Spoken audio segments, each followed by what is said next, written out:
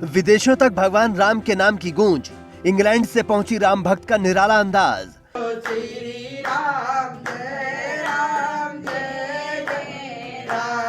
संसार में जिसका कोई नहीं उसके है राम, विदेशी महिला को हुआ प्यार, पहुंची भारत। बदन पर साड़ी, मन में राम का नाम, मंदिर में अपना सब कुछ न्योछावर करने को तैयार। भगवान राम के नाम की गूंज केवल भारत में ही नहीं, विदेशों में भी सुनाई दे रही है। एक तरफ हिंदुस्तान के हर घर में श्री राम का इंतजार हो रहा है, तो दूसरी तरफ कई विदेशी भी भगवान के मंदिर का वेट कर रहे हैं। 108 फीट की अगरबत्ती अयोध्या में रोशन कर दी गई है। भगवान राम के विशेष वस्त्र भी तैयार हैं, जिन्हें देखने के लिए विदेशी भी बेकरार हैं। यह है इंग्लैंड की रहने वाली जूली बेंटले। इनका ख्याल रखने वाला परिवार में कोई नहीं है, तो इन्होंने भगवान राम को अपना सब कुछ मान लिया और भगवान ने रास्ता दिखाया तो भारत आ पहुंची। जैसे ही जूली को पता लगा कि भगवान श्री राम का मंदिर बनने जा रहा है, वो बिना सोचे भारत पहुंच गईं और राम के नाम का जप करने लगी। श्री राम जय राम जय जय राम। जूली जानती हैं कि 500 साल के बाद भगवान राम का मंदिर बन रहा है। उन्हें इसका पूरा इतिहास भी मालूम है।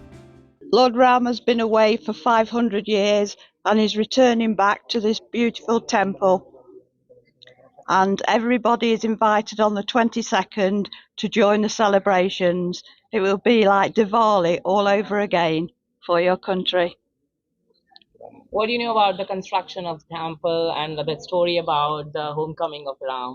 That it was destroyed and it has been rebuilt, and there's going to be an inauguration on the 22nd. अब आप सोच रहे होंगे कि जूली को भगवान राम से इतना प्यार कैसे हुआ और उसे कैसे पता चला कि भारत में भगवान राम को पूजा जाता है।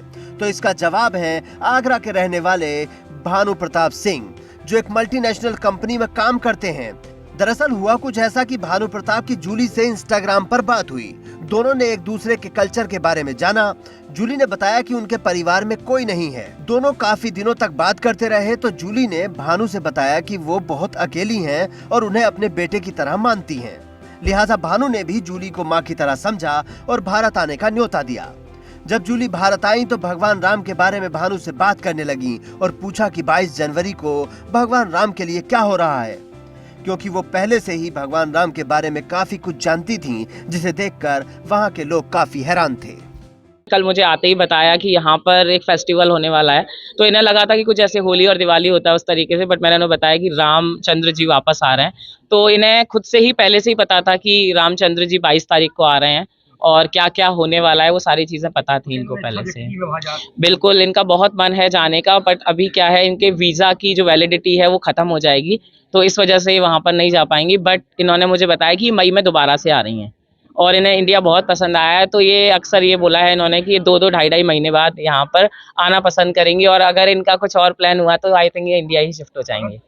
जूली आगरा घूमने के लिए आई थी। भानु ने उन्हें मथुरा के बारे में बताया और वो अयोध्या में भगवान राम की प्राण प्रतिष्ठा तक रुकना चाहती हैं, लेकिन वीजा की वजह से वो रुक नहीं पा रही हैं। दोबारा भगवान राम के लिए वो भारत आना चाहती हैं और चाहती हैं कि भगवान की सेवा में ही अपना जीवन बिताएं। ये है भगवान श्री राम की लीला, जिसका कोई नहीं उसके भी है राम।